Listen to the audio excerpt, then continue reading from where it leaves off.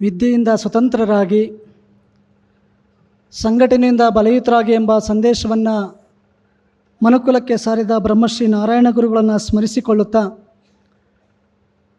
ಕನ್ನಡ ಮತ್ತು ಸಂಸ್ಕೃತಿ ಇಲಾಖೆ ವತಿಯಿಂದ ಹಮ್ಮಿಕೊಂಡಿರುವಂತಹ ಬ್ರಹ್ಮಶ್ರೀ ನಾರಾಯಣ ಗುರು ಜಯಂತಿಯ ಉದ್ಘಾಟನೆಯನ್ನು ನೆರವೇರಿಸಿ ಹಿಂದುಳಿದ ವರ್ಗದವರ ಧ್ವನಿಯಾಗಿ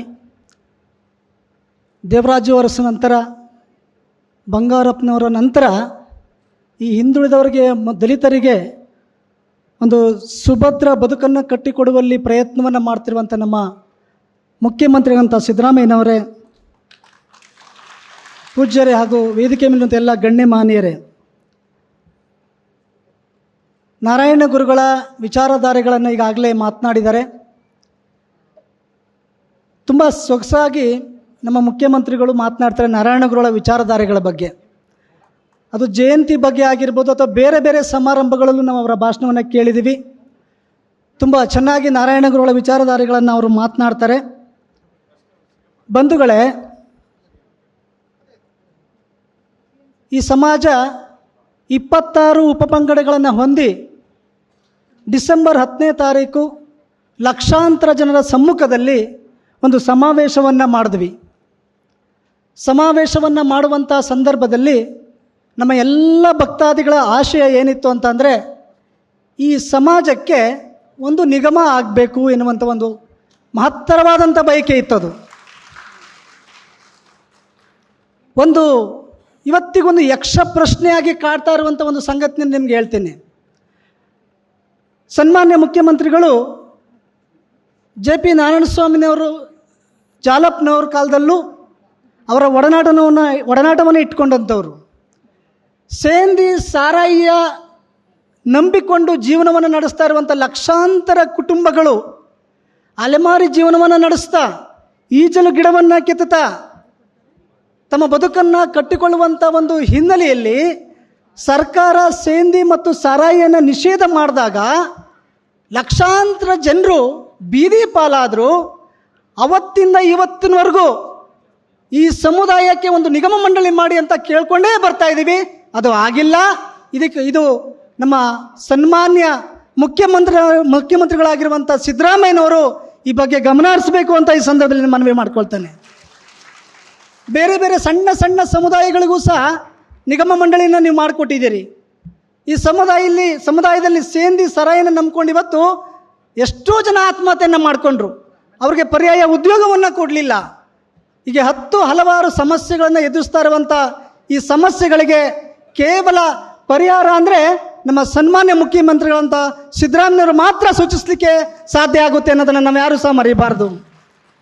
ಬಂಧುಗಳೇ, ನಾರಾಯಣ ಗುರುಗಳ ಜಯಂತಿಯನ್ನು ಆಚರಣೆ ಮಾಡುವಂಥ ಸಂದರ್ಭದಲ್ಲಿ ಎಲ್ಲ ಸರ್ಕಾರಗಳಿಗೂ ಮನವಿಯನ್ನು ಕೊಟ್ವಿ. ಆದರೆ ನಮ್ಮ ಮನವಿಗೆ ಸ್ಪಂದಿಸುವ ಮೂಲಕವಾಗಿ ಶೈಕ್ಷಣಿಕ ಕ್ರಾಂತಿಯ ರೂವಾರಿಗಳಾದಂತಹ ನಾರಾಯಣ ಗುರುಗಳ ಜಯಂತಿಯನ್ನು ಸರ್ಕಾರದ ವತಿಯಿಂದ ಆಚರಣೆ ಮಾಡಲಿಕ್ಕೆ ಆದೇಶ ಮಾಡಿದವರು ನಮ್ಮ ಸನ್ಮಾನ್ಯ ಹೆಮ್ಮೆಯ ಮುಖ್ಯಮಂತ್ರಿಗಳು, ನಮ್ಮ ಸನ್ಮಾನ್ಯ ಸಿದ್ದರಾಮಯ್ಯನವರು. ಅದಕ್ಕೆ ನಮ್ಮೆಲ್ರಿಗೂ ಸಹ ಹೆಮ್ಮೆ ಇದೆ. ನಮ್ಮ ಮಧು ಬಂಗಾರಪ್ಪ ಅವರಿಗೆ ಚೆನ್ನಾಗಿ ಗೊತ್ತಿದೆ, ಶಿವಮೊಗ್ಗ ಜಿಲ್ಲೆಯಲ್ಲಿ ಶರಾವತಿ ಮುಳುಗಡೆ ಸಂತ್ರಸ್ತರು ಇವತ್ತು ಅತಂತ್ರರಾಗಿದ್ದಾರೆ. ಅವರ ಸಮಸ್ಯೆಗಳು ಭಾಳಷ್ಟು ಇದ್ದಾವೆ.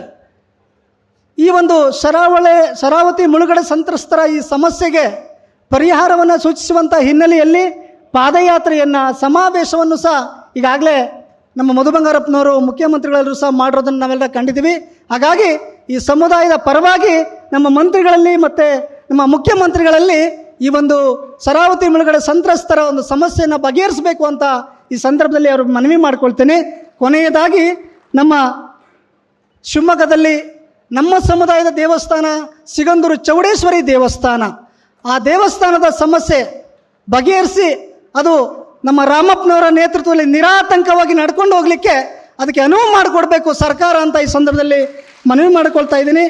ನಮ್ಮ ಸಿದ್ದರಾಮಯ್ಯನವರು ಬಸವಣ್ಣನವರ ಅನುಭವ ಮಂಟಪದ ಪರಿಕಲ್ಪನೆಯಲ್ಲಿ ಎಲ್ಲ ಸಮುದಾಯಗಳಿಗೂ ಸಹ ಮಂತ್ರಿಗಳನ್ನು ಮಾಡಿದ್ದಾರೆ. ಎಲ್ಲ ಸಮುದಾಯಗಳ ಸಮಸ್ಯೆಗಳನ್ನ ಆಲಿಸಿ ಆ ಸಮುದಾಯಗಳಿಗೆ ಪರಿಹಾರವನ್ನು ಮತ್ತು ಆ ಸಮುದಾಯಗಳ ಮೇಲೆತ್ತುವಂಥ ಕೆಲಸವನ್ನು ಮಾಡ್ತಾ ಇದ್ದಾರೆ. ನಮ್ಮ ಅಧ್ಯಕ್ಷರಂತ ತಿಮ್ಮೇಗೌಡರು ಈಗಾಗಲೇ ಮನವಿಯನ್ನು ಮಾಡಿಕೊಂಡಿದ್ದಾರೆ. ಆ ಮನವಿಯನ್ನು ನಮ್ಮ ಸಮುದಾಯದ ಒಂದು ಸಮಸ್ಯೆಗಳನ್ನ ಅರ್ಥಕೊಂಡು ಆ ಸಮಸ್ಯೆಗಳಿಗೆ ಪರಿಹಾರವನ್ನು ಸೂಚಿಸಬೇಕು. ಕೊನೆಯದಾಗಿ ನಮ್ಮ ಬೆಂಗಳೂರಿನಲ್ಲಿ ಒಂದು ನಿವೇಶನವನ್ನು ಏನು ಮಾಡಿದಾರೋ ಎಲ್ಲ ಮುಂದುವರೆದ ಸಮುದಾಯಗಳು ಸಮುದಾಯ ಭವನಗಳನ್ನು ವಿದ್ಯಾರ್ಥಿ ನಿಲಯಗಳನ್ನ ಕಟ್ಟಿಕೊಂಡು ಬಹಳ ವೇಗವಾಗಿ ಮುನ್ನುಗ್ತಿದ್ದಾವೆ. ನಮ್ಮ ಬೆಂಗಳೂರಿನಲ್ಲಿ ಒಂದೇ ಒಂದು ಸಮುದಾಯ ಭವನ ಸಮಾಜದ್ದು ಇಲ್ಲ.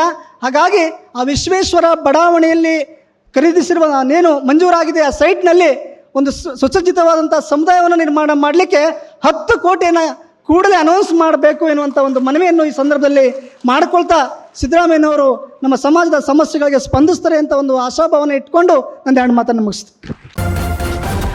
ನ್ಯೂಸ್ ಫಸ್ಟ್ ನಿರ್ಭೀತಿಯಿಂದ ನಿಮ್ಮ ಪರವಾಗಿ.